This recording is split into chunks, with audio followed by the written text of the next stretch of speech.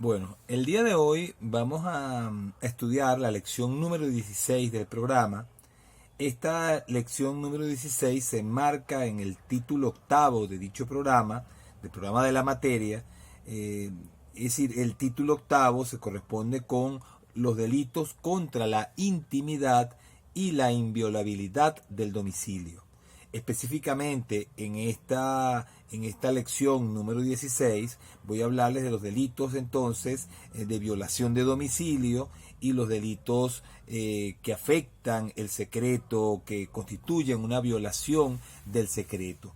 Entre estos delitos, bueno, que tienen que ver, o sea, que atacan el secreto, la intimidad de las personas, la correspondencia de las personas, bueno, vamos a estudiar el delito precisamente de violación de la correspondencia, la supresión de la correspondencia, la divulgación de la correspondencia, la revelación de secretos en general, en términos genéricos, por garante, pero por garante especial. Y bueno, vamos a comenzar en primer lugar hablando del bien jurídico tutelado en estos delitos. Miren, yo creo que debemos recordar que cuando yo les hablé de los delitos contra la libertad, yo les dije que el legislador no protegía única y exclusivamente la libertad, entendida como libertad en sentido ambulatorio o como libertad de autodeterminación. Incluso, bueno, ya nosotros acabamos de ver hace poco un tema relativo a los delitos contra la libertad sexual. Es decir, que el legislador cuando habla de libertad utiliza el término desde un punto de vista simplemente instrumental, porque el legislador, dentro de los delitos contra la libertad en el Código Penal, lo que pretende tutelar son los derechos fundamentales, las libertades individuales.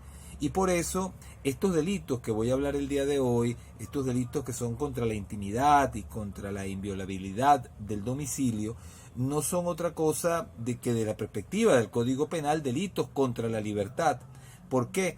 Porque el derecho a la intimidad ni la inviolabilidad del domicilio son derechos fundamentales, constituyen derechos constitucionales que solamente pueden ser afectados, que solamente pueden ser transgredidos, es decir, que solamente puede producirse una injerencia del Estado en esos derechos fundamentales cuando existe una orden judicial.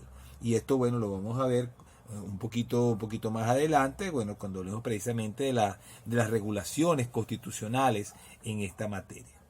Entonces, bueno, lo que quería en principio era destacar que en cuanto al bien jurídico tutelado, si bien en el Código Penal venezolano estos delitos se encuentran incluidos dentro de los delitos contra la libertad, eh, ese concepto libertad debe entenderse en un sentido muy pero muy amplio, es decir, en el sentido de libertades individuales o de que aquí se protegen los derechos fundamentales de los ciudadanos.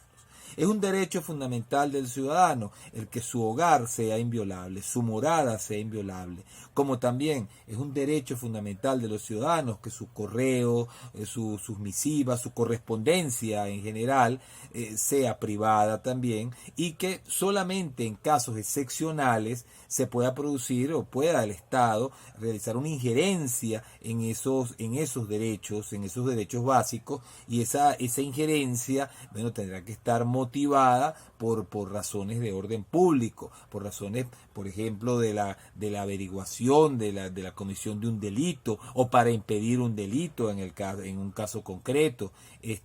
Ya veremos, bueno, cómo se estatuyen en la ley, en la Constitución y en las leyes esas excepciones al derecho fundamental que tenemos, repito, al hogar doméstico, a la inviolabilidad del hogar doméstico, así como también a la inviolabilidad del secreto, de nuestras comunicaciones, de nuestra correspondencia, etcétera. Este, estos delitos, entonces, en cuanto al bien jurídico tutelado, es importante tener en cuenta las regulaciones constitucionales en la materia. El, el derecho, el derecho fundamental a la inviolabilidad del hogar el del hogar doméstico, de la morada, se encuentra en el artículo 47 de la Constitución, mientras que el derecho al secreto, a la inviolabilidad de las comunicaciones, esto se encuentra previsto en el artículo 48. Además, bueno, el derecho en general, en términos más elementales, el derecho a la intimidad se encuentra previsto en el artículo 60 de la Constitución. Vamos a leer rápidamente estas disposiciones. El primero, el artículo 47, señala expresamente que el hogar doméstico y todo recinto privado de persona es inviolable. Es decir, el hogar doméstico y todo recinto privado de personas son inviolables, dice expresamente la Constitución. No podrán ser allanados sino mediante orden judicial para impedir la perpetración de un delito o para cumplir, de acuerdo con la ley, las decisiones que dicten los tribunales, respetando siempre la dignidad del ser humano. También dice el artículo 47 que las visitas sanitarias que se practiquen de conformidad con la ley solo podrán hacerse previo aviso de los funcionarios o funcionarias que los ordenen o hayan de practicarlas. En el artículo 48, por su parte, se menciona lo siguiente, o se señala lo siguiente: se garantiza el secreto e inviolabilidad de las comunicaciones privadas en todas sus formas.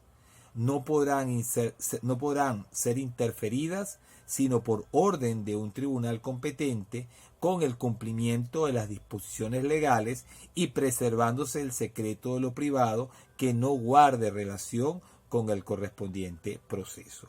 Entonces, esto es con relación, el artículo 47 está vinculado al derecho a la inviolabilidad del domicilio, de la morada, del hogar doméstico, mientras que el artículo 48 garantiza el derecho a la comunicación privada y por lo tanto de una manera indirecta el derecho a la intimidad, o sea, el derecho al secreto y a la intimidad de las personas. Sin embargo, el derecho a la intimidad, repito, en términos más amplios, se encuentra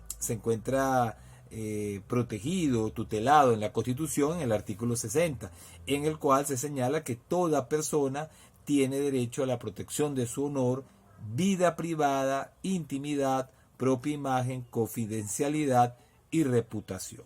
Estos son derechos fundamentales que ya sabemos que no solamente se encontrarían tutelados por estas disposiciones que voy a hablar el día de hoy, sino que también el honor, la reputación tienen una protección muy particular en el Código Penal, en lo atinente al delito, en lo vinculado con el delito de difamación y con el delito de injurias.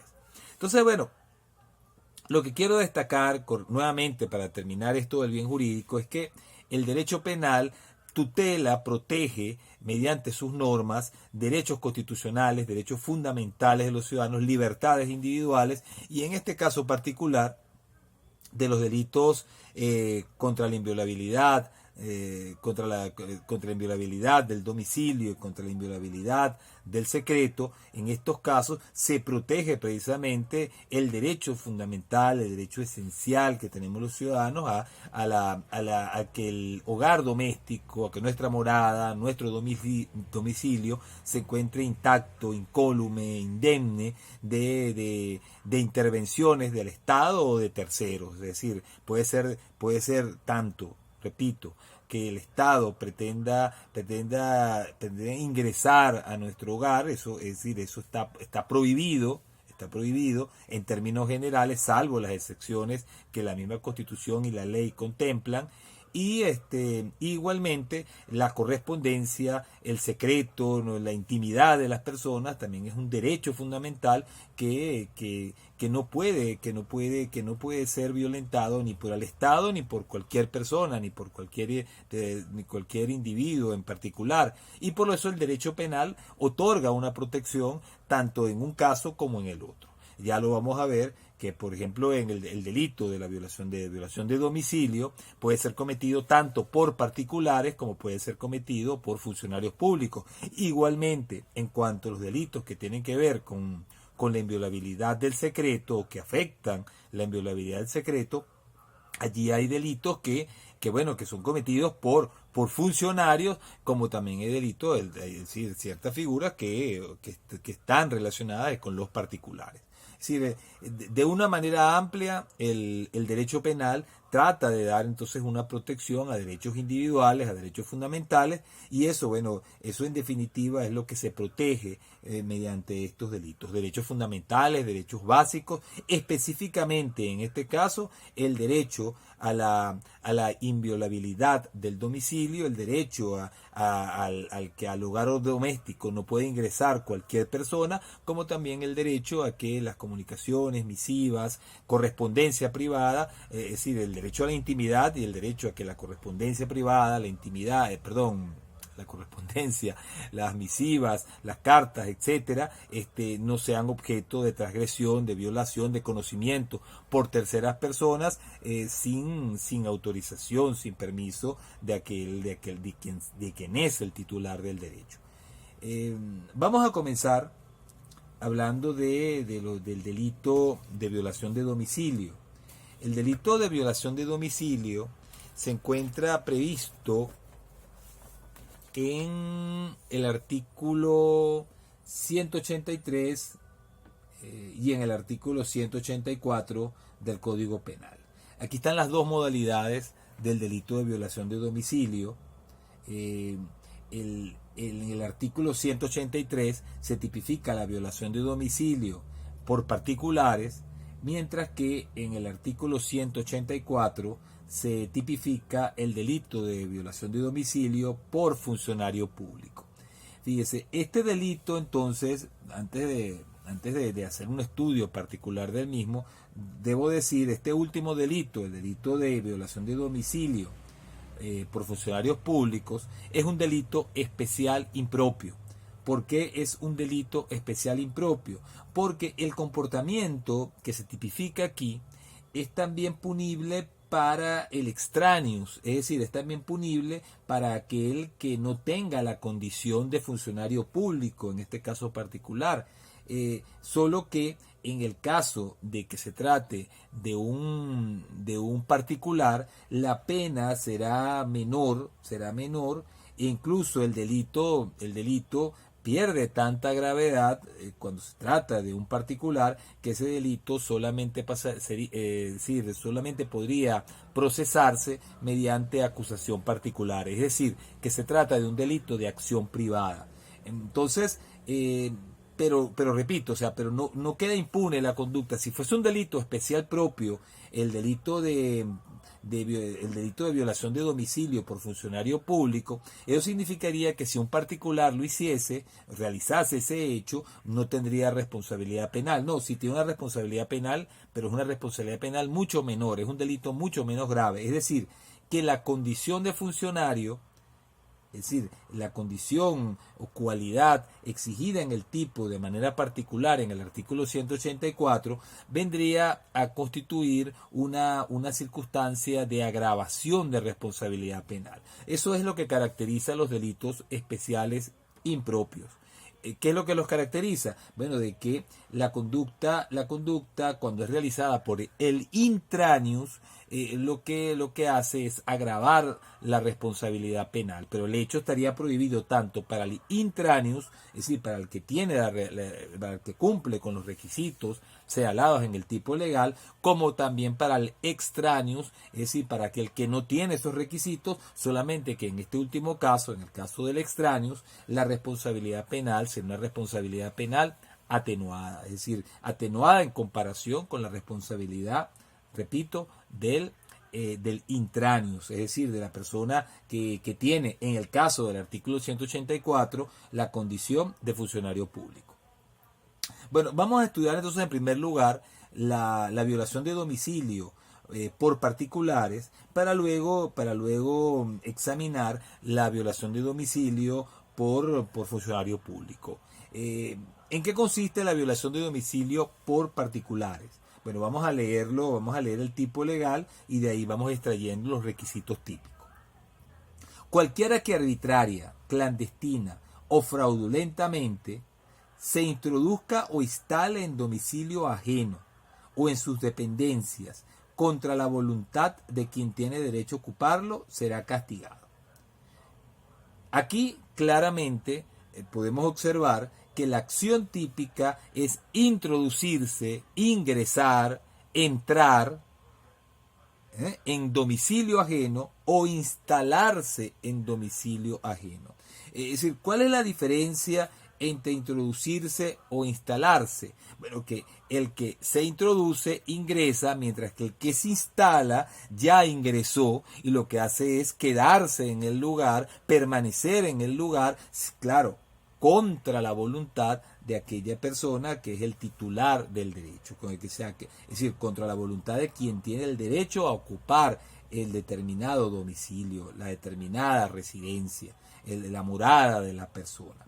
Entonces, la acción es, repito, ingresar o instalarse en el domicilio ajeno, en la morada ajena, en la residencia ajena, en el hogar de otra persona. Contra la voluntad del titular del derecho, contra la voluntad de aquel que tiene precisamente es decir, a quien se le garantiza que su hogar, que su morada sea inviolable, de acuerdo al artículo 47, perdón, que he leído con anterioridad de nuestra Constitución. En cuanto al modo, la forma de realizar el hecho, el legislador señala expresamente que puede realizarse de tres maneras distintas. Es el artículo 47, ¿no?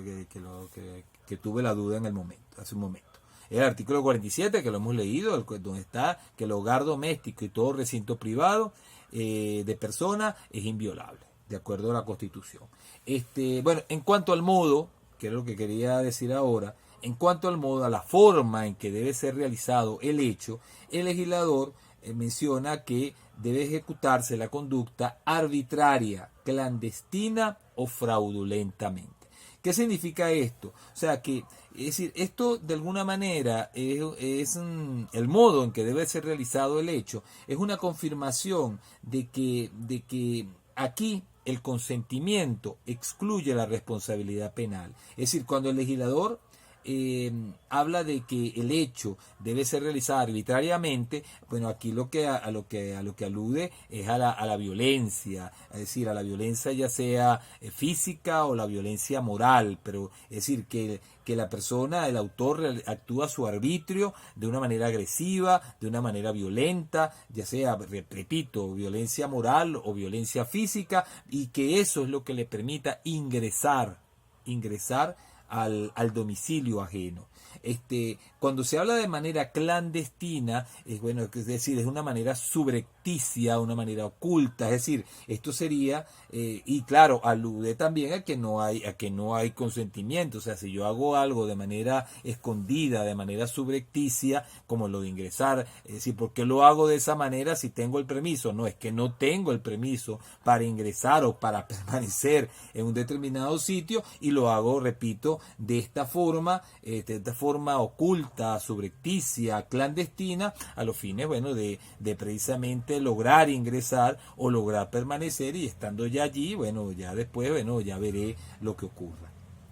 Es decir, el modo, en primer lugar, es violencia, o en segundo lugar es un modo oculto, es decir, la clandestinidad es lo que permitiría al autor ingresar o permanecer o instalarse en el hogar doméstico, en el domicilio ajeno. Y bueno, y la última forma en que podría ser realizado el hecho es fraudulentamente o por engaño. Si vamos a suponer que yo le toque la puerta a la persona, mire, yo estoy vendiendo aquí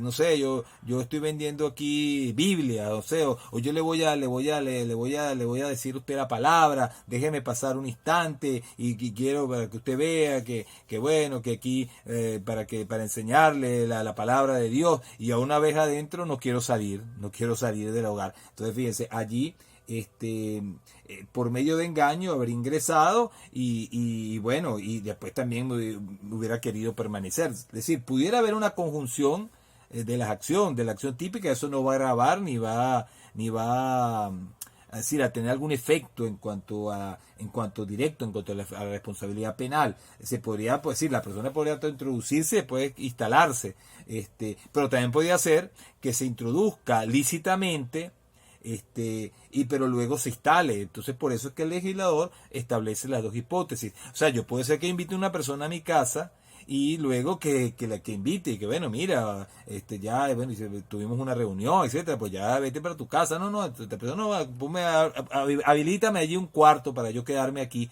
Ah, no, pero es que no quiero que te quedes. No, claro que me voy a quedar. Esto, fíjate, ahí la persona se habría instalado y no se habría introducido ilegítimamente porque yo habría autorizado que ingresó. Ahora, en el caso que mencioné del que iba a decirle la palabra de Dios o a venderle algo, no sé, venderle una aspiradora, venderle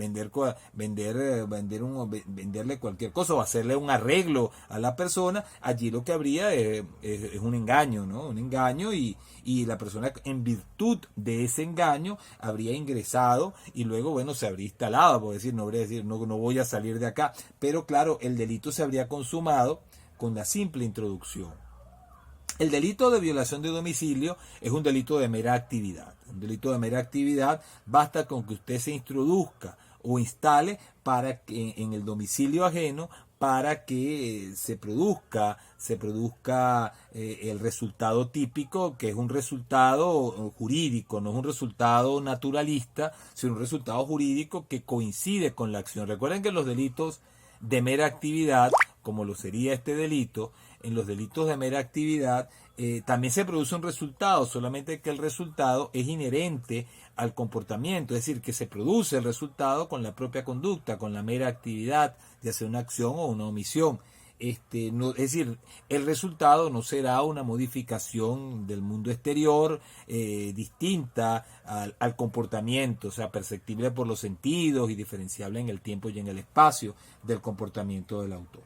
Es decir, en este caso no se exige un resultado de esa índole, sino que un resultado jurídico, simplemente que es la propia violación del derecho que tenemos todos a la inviolabilidad de nuestro hogar, de nuestro domicilio. Cuando se habla de domicilio, en el Código Penal no se le da a esta expresión el sentido del derecho civil, el sentido estricto del derecho civil, el asiento general de nuestros negocios, e intereses. Es decir, yo puedo decir, bueno, yo estoy domiciliado en Caracas. O sea, nosotros, es decir, los que vivimos aquí en Caracas, podemos decir, bueno, estamos domiciliados aquí en Caracas, pero ese no es el sentido al que se refiere el artículo 183, sino que el artículo 183 a lo que se refiere es al hogar doméstico, a la morada de la persona, a la residencia de la persona. Es decir, eso es lo que se protege aquí en particular, donde usted vive, es decir, el sentido de la disposición no es proteger el asiento general de sus negocios e intereses, sino el proteger el hogar, la residencia, donde usted, repito, convive con sus seres queridos, donde usted duerme, donde usted habita. Es decir, eso es lo que vendría a ser el objeto de tutela, no solamente del Código Penal, sino también de la Constitución. Cuando la Constitución dice el hogar doméstico es donde usted, donde usted vive, donde usted, repito, donde usted come, duerme, etcétera. Y claro, también se protegen los recintos privados en general, pero claro, la referencia aquí en el artículo 100, estoy hablando de la Constitución que dice el hogar doméstico y todo recinto privado. Los recintos privados tienen también protección constitucional y también en cuanto a poder ingresar a ellos por parte de funcionarios públicos hay una serie de condiciones, requisitos, entre ellos la orden judicial también. Pero aquí en el artículo 183 a lo que se está hablando es del domicilio. Y entonces aquí esto lo vamos a referir única y exclusivamente al hogar doméstico. Es decir, para que se configure este delito es necesario que se produzca una violación del hogar doméstico en razón de que una persona se haya introducido o instalado en el hogar doméstico, en la residencia de otra persona. En este punto también es importante destacar de que los autores, la doctrina, considera ampliamente esto del hogar, ¿no? Lo que sea en el sentido de que, o sea, no en el sentido de que un negocio pueda ser también considerado hogar, no en ese sentido, sino en el sentido de que si, por ejemplo, una persona se encuentra, por ejemplo, de vacaciones y está en un hotel, está viviendo en un hotel, es decir, aunque transitoriamente, bueno, para ingresar en su habitación del hotel, pues también sería necesaria una orden judicial. Es decir, en otras palabras, que a los fines de aplicar esta disposición, una habitación en la que usted esté viviendo temporalmente, o sea, porque está de vacaciones en un hotel, eso sería también su domicilio, eso sería también su hogar doméstico, a los fines, repito, de la protección jurídico penal. Eso, por lo menos la mayoría de los autores entienden que en casos como estos, no es que el Estado podría entrar libremente o cualquiera podría ingresar libremente a su habitación, sino que en estos casos el derecho, es decir, el derecho constitucional al hogar doméstico acompañaría a la persona también, independientemente de que esa no sea su residencia, su domicilio en particular.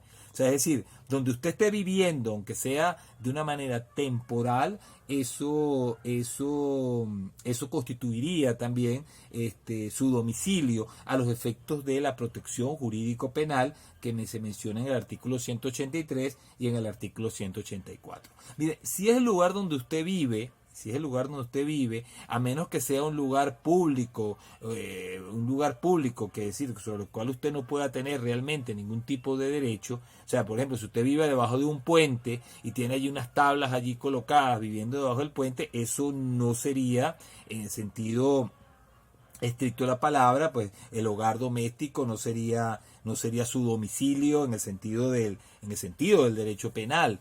Pero si usted se encuentra, repito, en una habitación de un hotel, de una pensión, etcétera, etcétera, a los fines jurídicos penales, eso sí constituiría su residencia, por lo menos temporalmente, su domicilio, y por lo tanto el ingreso, por ejemplo, por funcionarios públicos, requeriría necesariamente una orden judicial.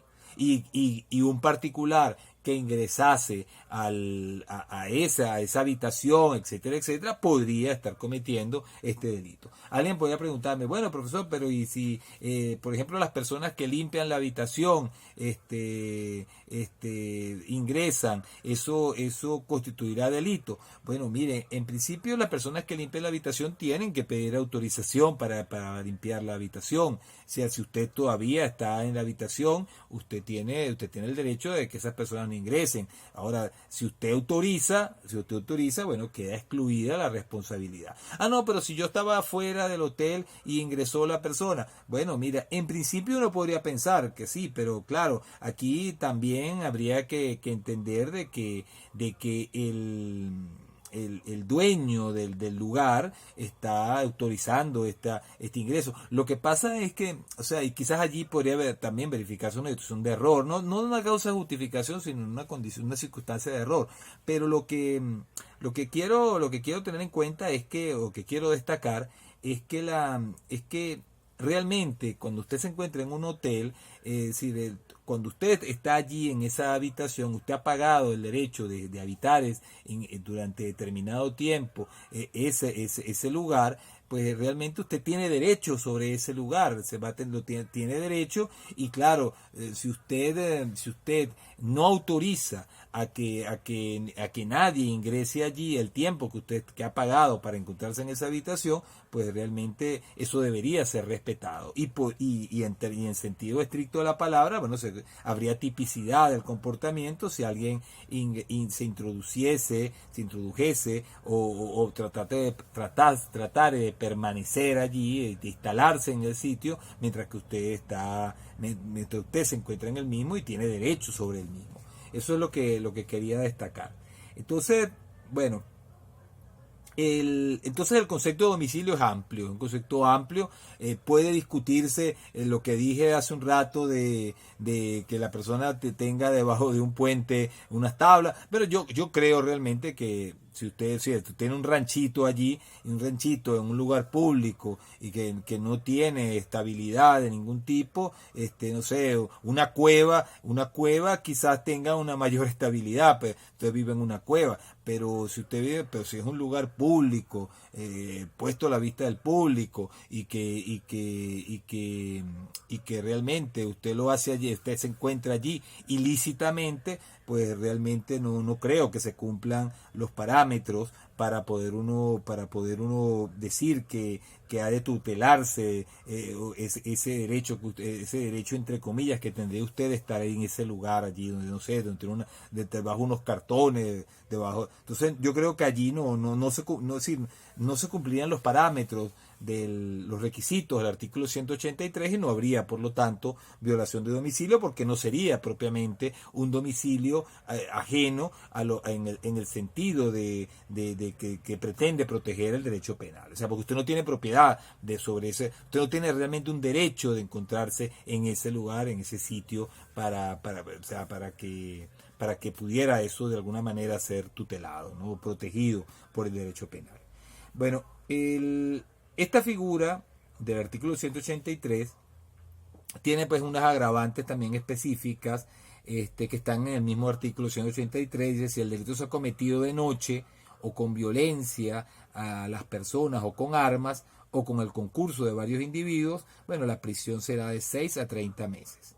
Pero como dije, bueno, esto es un delito de acción privada, el enjuiciamiento no será lugar sino por acusación de la parte agraviada. Es decir, que aquí no participaría, es decir, este hecho no se puede pura y simplemente denunciar ante el Ministerio Público, ante las autoridades, sino que habría que introducir una acusación particular. Es un delito que requiere un procedimiento especial y no habría el procedimiento real. El Ministerio Público no interviene en estos casos durante la investigación, sino que el enjuiciamiento se hace directamente ante el juez de juicio y bueno, requiere pues una demanda, entre comillas, una demanda de la persona que se habría visto, de la víctima, de la persona que se había visto afectada por el hecho punible. En el artículo 184, como les dije, se tipifica el delito de violación de domicilio por funcionario público. Dice el artículo: el funcionario público que con abuso de sus funciones o faltando a las condiciones o formalidades establecidas por la ley se introduzca en domicilio ajeno o en sus dependencias será castigado. Pero cuando el legislador habla de abuso de las funciones es que el autor sobrepase aquellas facultades que la ley le concede. Es decir, y por lo tanto viole las normas que regulan su función, su actividad como funcionario. Y bueno, y también se menciona como hipótesis en estos casos, es decir, como referencia de modo, porque es la misma acción típica del delito de violación de domicilio por particulares. Sí, la segunda forma o modo de realizar el hecho sería faltando a las condiciones o formalidades establecidas por la ley, es decir, no cumpliendo con los requisitos legales, que es una forma también de abuso. Es una forma de abuso, pero bueno, una forma de abuso un tanto más particular, y por eso quizás el legislador lo ha querido señalar. O sea, yo puedo sobrepasar las atribuciones que tengo o puedo también faltar, ¿no?, a las condiciones o requisitos que se me exigen para poder cumplir. Claro, pero eso es una forma también de abusar de mi función. Durante la medida que usted está actuando ilegalmente, en esa medida pues ya hay un abuso, en un sentido amplio hay un abuso ya de su condición de funcionario. Ahora, el legislador, bueno, hace la distinción y bueno, es importante tenerla en consideración, pero quizás a lo mejor eso de hablar de faltar a las condiciones o formalidades, lo que pretende el legislador es, bueno, es con ello aludir específicamente a los requisitos formales que debe tener todo ingreso al hogar doméstico de una persona. Es decir, lo que quiero quizás es destacar, ¿no? Destacar que hay unos requisitos y que esos requisitos deben cumplirse necesariamente para poder ingresar. Pero en términos generales, insisto, yo creo que pues, es decir, el funcionario que falta a las condiciones, es decir, que no toma en cuenta, no cumple con las condiciones o formalidades establecidas por la ley para el ingreso en el domicilio ajeno, pues él está abusando de su función igualmente, es una forma de abuso de la función. O sea, yo creo que en definitiva, aunque el legislador establece como dos hipótesis, una se traduce en la otra. La acción típica es introducirse en estos casos. Es la misma acción típica. Claro, no se establece aquí la de instalarse, bueno, porque sería ya, claro, un contrasentido de que un funcionario se venga a instalar. Cuando un funcionario ingresa al hogar doméstico, ingresa es con un fin particular, pues en fin de investigación, en fin de averiguar, de encontrar determinados objetos, etcétera. Y claro, es un contrasentido que después el sujeto venga a instalarse, ¿no? A instalarse allí. Ya bien, inclusive puede ser constitutivo de algún otro hecho punible, el hecho de que se instale. Entonces, el legislador aquí solamente consagra la hipótesis de que se introduzca en el domicilio ajeno o en las dependencias de dicho domicilio. Y bueno, el castigo, los castigos son muy leves, tanto en un caso como en el otro, solamente que en el caso del funcionario público, el delito, claro, es de acción pública. Aquí se interviene el Ministerio Público, se sigue el procedimiento ordinario. No se trata pues de un delito de acción privada que tiene un procedimiento especial en el cual no hay una fase de investigación, no interviene el Ministerio Público y por lo tanto, bueno, se trata desde el punto de vista del legislador de un hecho de menor gravedad, claro, en el delito, la inmodalidad de este delito cometida por funcionarios públicos, que sea más grave no significa que el consentimiento no excluya la responsabilidad penal en estos casos del funcionario. O sea, si el funcionario, por ejemplo, el funcionario no tiene una orden judicial, pero el funcionario le pide la autorización a la persona para ingresar al hogar doméstico, para ingresar a su domicilio, y la persona le concede, decir, con pleno conocimiento de lo que está haciendo, le concede al funcionario que ingrese a su domicilio, autoriza que ingrese a su domicilio, bueno, ese ingreso es totalmente válido y aquello que recabe, que encuentre el funcionario al haber ingresado, eso tendrá, bueno, valor probatorio. Eso no podrá calificarse de nulo a que las actuaciones que practica el funcionario en el hogar doméstico cuando hay una autorización por parte del titular del derecho. En el artículo 184 se establece, bueno, una gravación de responsabilidad si el hecho fuera acompañado de pesquisas o de algún otro acto arbitrario. Y también se establece una gravación de responsabilidad si consta que el culpable ha obrado por causa de algún interés privado.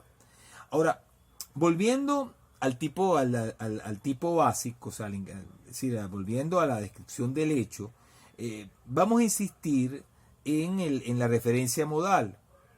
Es decir, el autor debe realizar el hecho con abuso de sus funciones o faltando a las condiciones o formalidades establecidas por la ley. Vamos a ver cuáles son esas formalidades.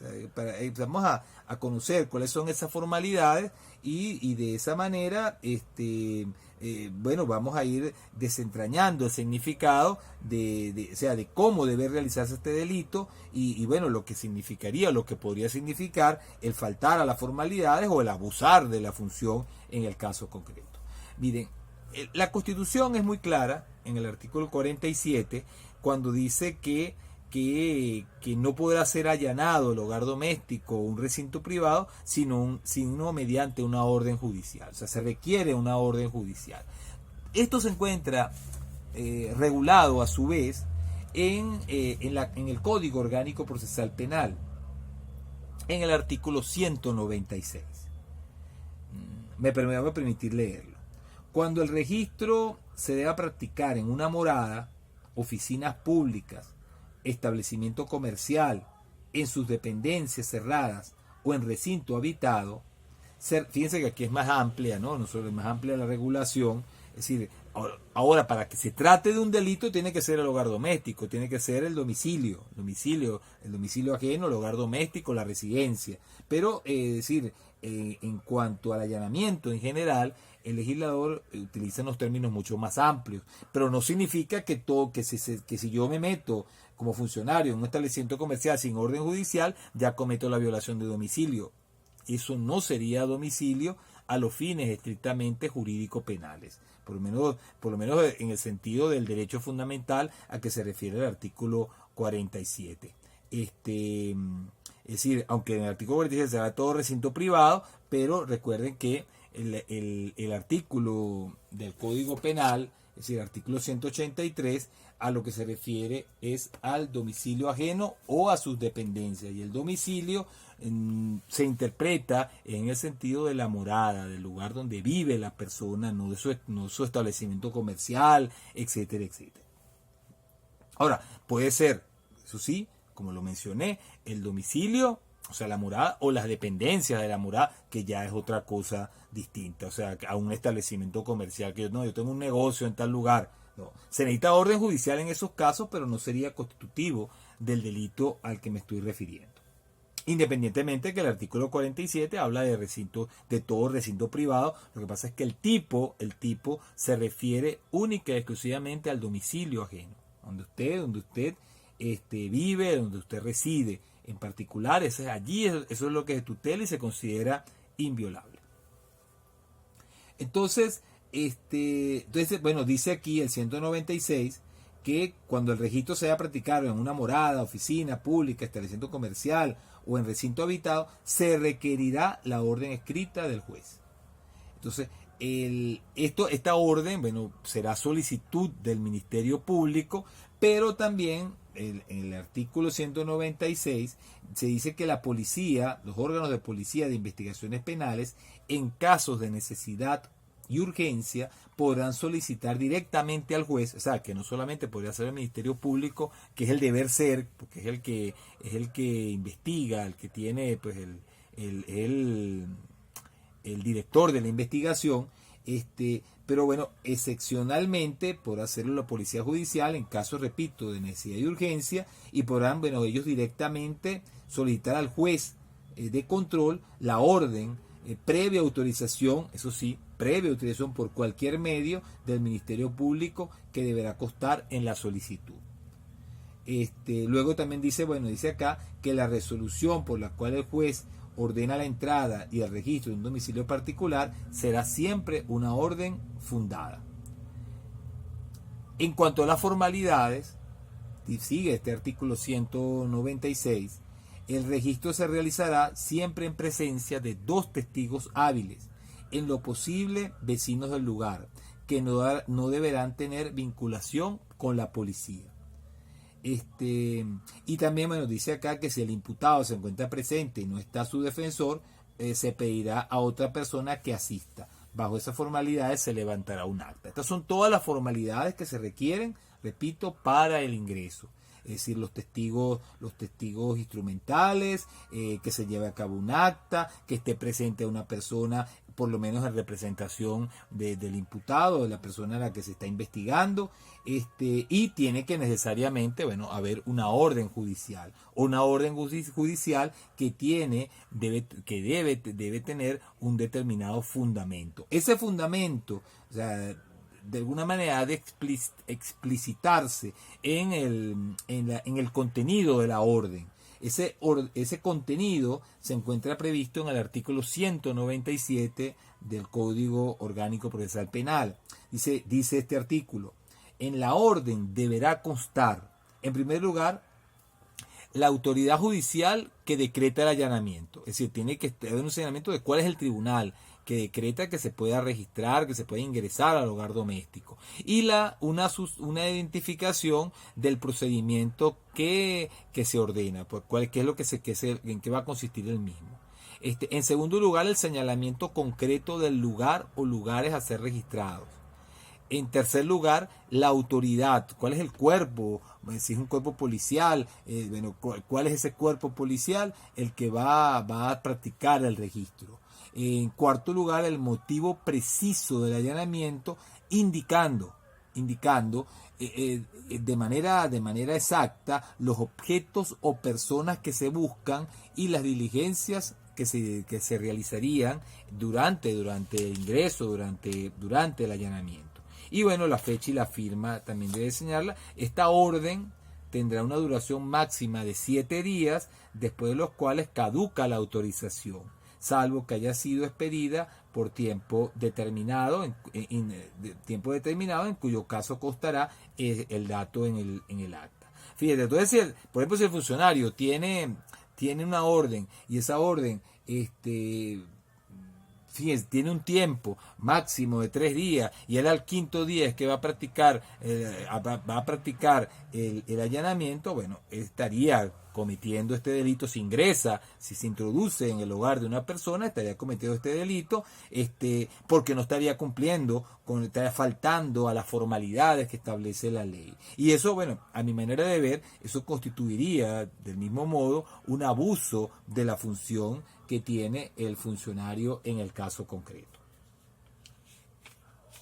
Bueno, en cuanto al procedimiento para el ingreso al domicilio ajeno por parte del funcionario teniendo una orden judicial, dice el 198, la orden de allanamiento será notificada a quien habita el lugar o se encuentre en él, entregándole una copia, y se procederá según el artículo 186 de este código. Si el notificado se resiste o nadie responde a los llamados, se hará uso de la fuerza pública para entrar. Al terminar el registro, si el lugar está vacío, se cuidará que quede cerrado y, de no ser ello posible, se asegurará en que otras personas no ingresen hasta lograrlo. Este procedimiento constará en el acta. Mire, aquí es importante con ocasión de esta disposición destacar de que cuando hay una orden judicial hay una injerencia en derechos fundamentales.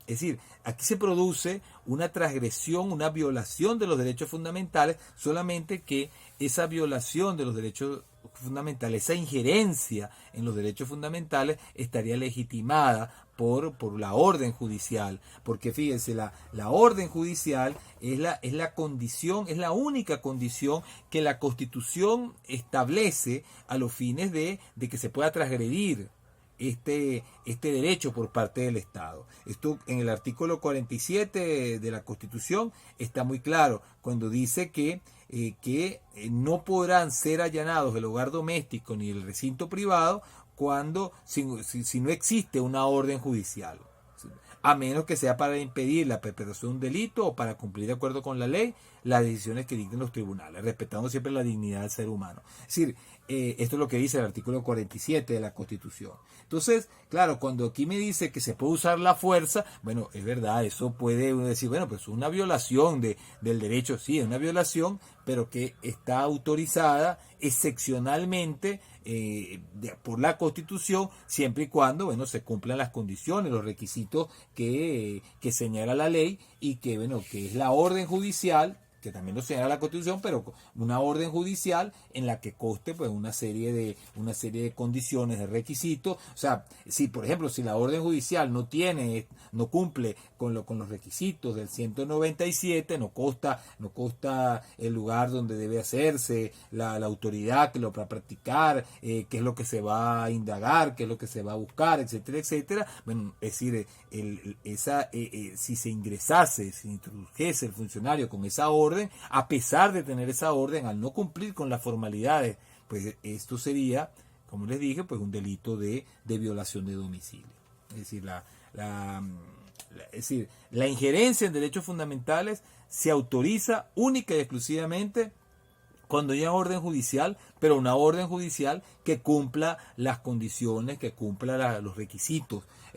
Por ejemplo, alguien puede decir, bueno, profesor, y si el juez da la orden judicial y a la policía va directamente, pero nadie se le ha pedido al juez. Bueno, no, el juez no puede de oficio, el juez penal no puede de oficio dictar un allanamiento, es decir, porque nuestro procedimiento es un procedimiento acusatorio y es entonces las partes las que deben hacer las solicitudes respectivas. Entonces, es decir, le corresponde al Ministerio Público, que es el que está llevando a cabo la investigación, le corresponde al Ministerio Público hacer la solicitud y eventualmente, en casos de urgencia, lo podrían hacer los órganos de investigaciones penales, pero previa autorización del Ministerio Público, que deberá siempre constar en la solicitud que haga ante el juez. Es decir, el Ministerio Público tiene que estar enterado necesariamente de la actuación de la policía cuando va a solicitar un allanamiento por razones de urgencia. Entonces, bueno, lo que destaco nuevamente, pues, es decir, no cualquier orden judicial, sino una orden judicial fundamentada, que cumpla con los requisitos señalados en la ley, es la que podría legitimar la injerencia en los derechos fundamentales de una persona, y si no es así, si no se cumple con esas formalidades, pues entonces estaríamos en presencia del delito que estamos estudiando, que es el delito de la violación de domicilio. Yo hace muchos años, bueno, yo me acuerdo que tuve un caso, a veces como una anécdota, en el cual el imputado, o sea, la persona que yo estaba defendiendo, a él lo detuvieron, es decir, él no vivía en el lugar, donde estaba. Él estaba arreglando un apartamento para ir a vivir allí con posterioridad, porque se había casado con una persona, con una chica, y bueno, iba a vivir en ese lugar y ese apartamento lo estaba acondicionando. Y bueno, saliendo del apartamento, lo estaban siguiendo la policía y le estaban llevando a cabo pues un procedimiento con respecto a él. Y bueno, cuando lo detienen y lo registran, le hacen una pesquisa, encuentran que tiene en lo que llaman un koala, tiene una pistola y tiene dos granadas. Entonces, bueno, en el momento que lo detienen allí, los policías dicen, bueno, vamos a aprovechar y vamos a subir para arriba, para donde estabas. Y se lo llevan e ingresan al lugar. Y encuentran dentro del sitio, no recuerdo bien, pero es decir, encuentran como una especie de maletín y habían unas drogas allí. El imputado dice, bueno, que él tenía pleno desconocimiento de quién era eso.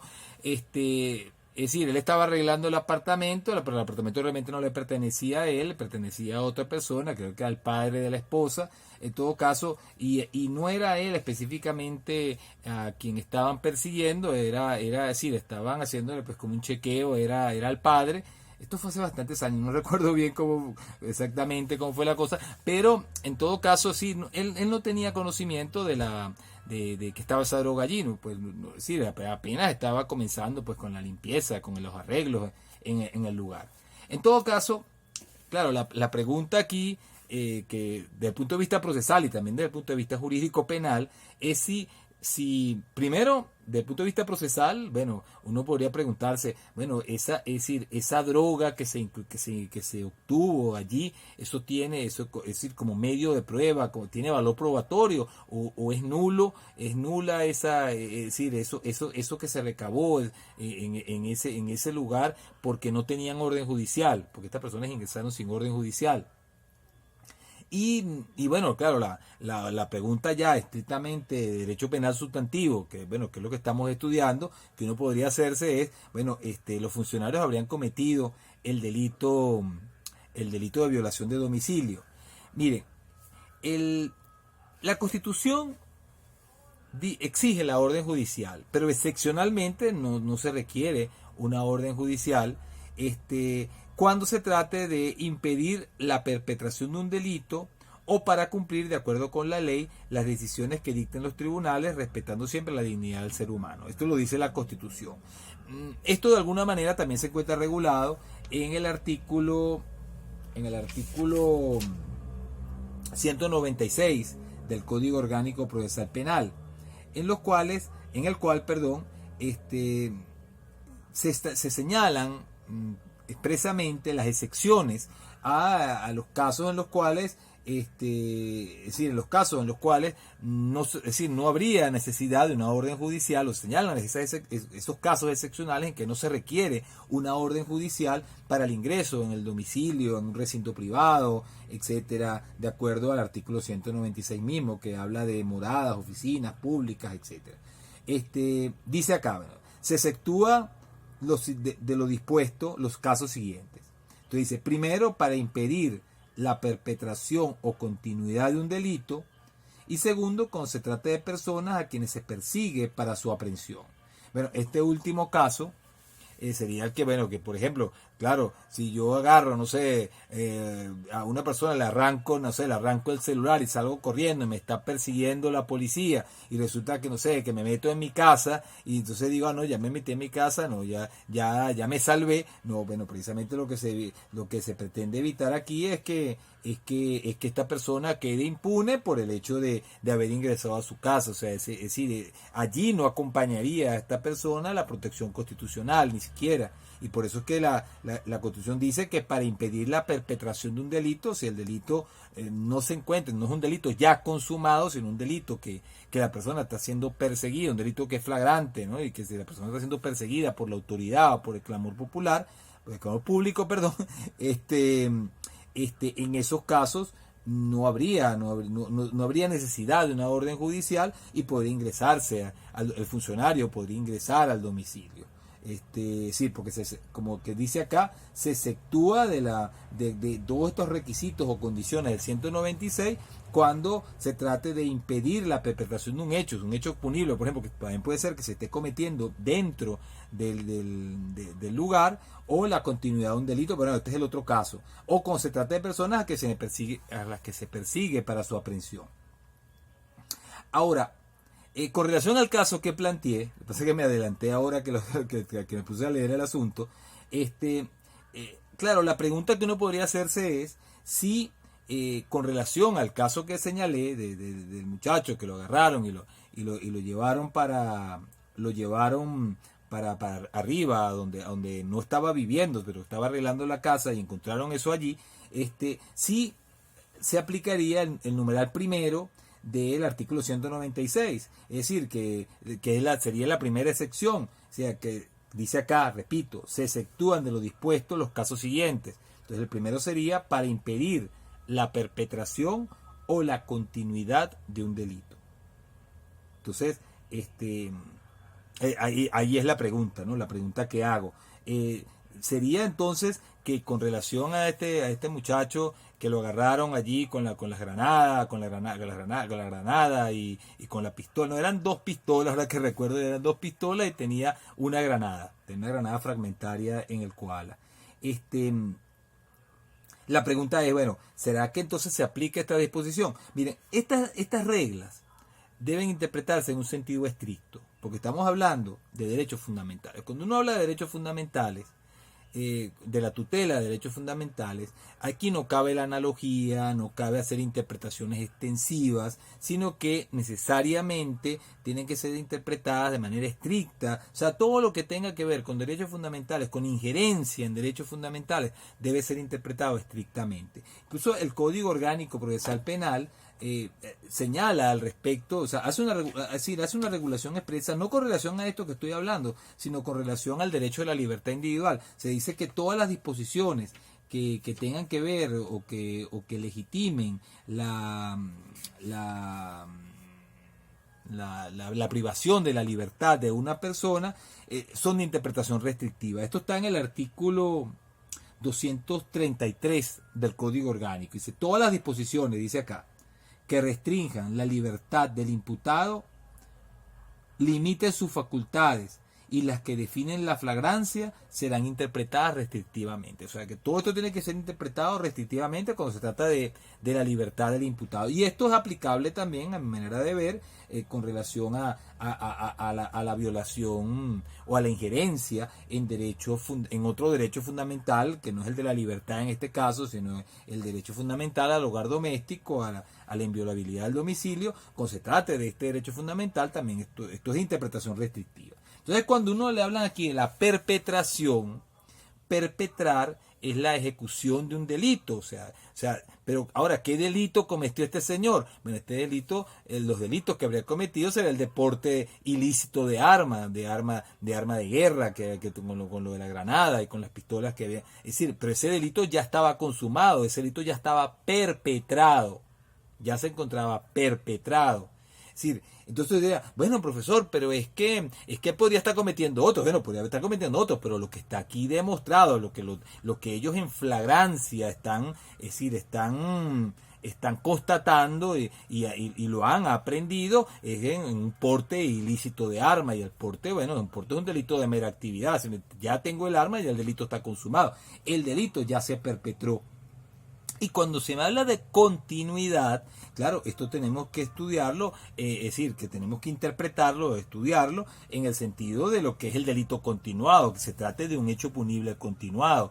Y un hecho punible continuado, es decir, significa entonces que deben cumplirse los requisitos del artículo 99 del Código Penal. Y en este caso, bueno, no hay elementos de ninguna manera de que el autor, bueno, estuviese realizando un hecho, esto como parte de otros hechos, y sea, que hubiera violado varias veces la misma disposición legal, con el mismo fin, con el mismo propósito, tal como lo señala, repito, el artículo 99 del Código Penal, que dice, se consideran como un solo hecho punible las varias violaciones de la misma disposición legal, aunque hayan sido cometidas en diferentes fechas, siempre que se hayan realizado con actos ejecutivos en la misma resolución. Es decir, que la expresión continuidad tiene un sentido, un significado dentro del ordenamiento jurídico penal venezolano, dentro de las leyes penales venezolanas.